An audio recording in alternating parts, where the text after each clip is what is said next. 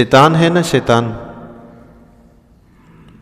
فسادی ہے، بیماری ہے، یہ روحانی بیماری ہے. اور آپ کو پتہ ہے حکیم دوائی وہی دیتا ہے جو مرض سے طاقتور ہو.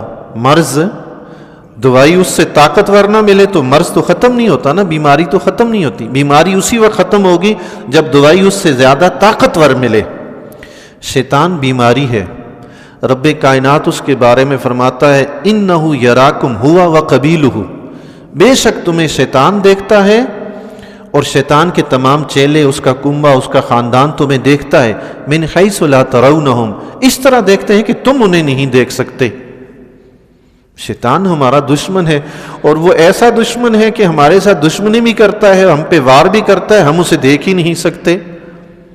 یہ نری بیماری ایسی ہمارے متھے لگی ہے، اس کو تو ہم دیکھ ہی نہیں سکتے.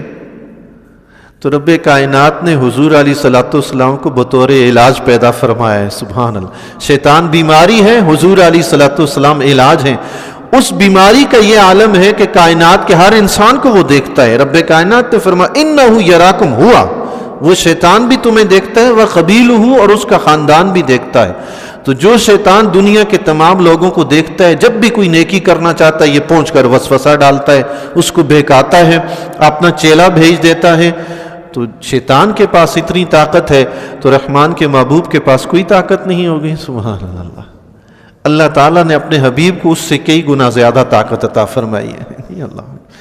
تو یہ حبیب علیہ الصلوۃ والسلام قیامت کے دن سب کی گواہی دیں گے، تمام انبیاء کی بھی گواہی دیں گے، اپنی امت کی بھی گواہی دیں گے. جس کے بارے میں حضور فرمائیں گے یہ مومن ہے، وہ مومن ہے. اللہ اکبر. جس کے بارے میں فرما دیا یہ کافر ہے، وہ کافر ہے. یاد رکھیے حضور علیہ الصلوۃ والسلام سلطنت الہیہ کے گواہ ہیں. اور آپ کو پتہ ہے سرکاری بندہ جس بات کی گواہ دے دے وہ حکومت فٹافٹ قبول کرتی ہے بغیر کسی جرح کے. جی اللہ. ڈاکٹر کہہ دینا کہ یہ بندہ بیمار ہے، اور انجینئر کہہ دے یہ مکان کمزور ہے، اور کوئی یونیورسٹی کسی کو ڈگری دے دے اس کے علم کی گواہی کے طور پر کہ یہ علم اس نے حاصل کر لیا، حکومت بغیر جرح کے اسے قبول کرتی ہے. تو قیامت کے دن جب حضور علیہ الصلوۃ والسلام گواہی دیں گے تو رب بھی بغیر جرح کے قبول کرے گا. ہاں میرے حبیب نے جو کہا یہی صحیح ہے. اللہ. حضور کی گواہی بھی ایسے ہی قبول ہوگی.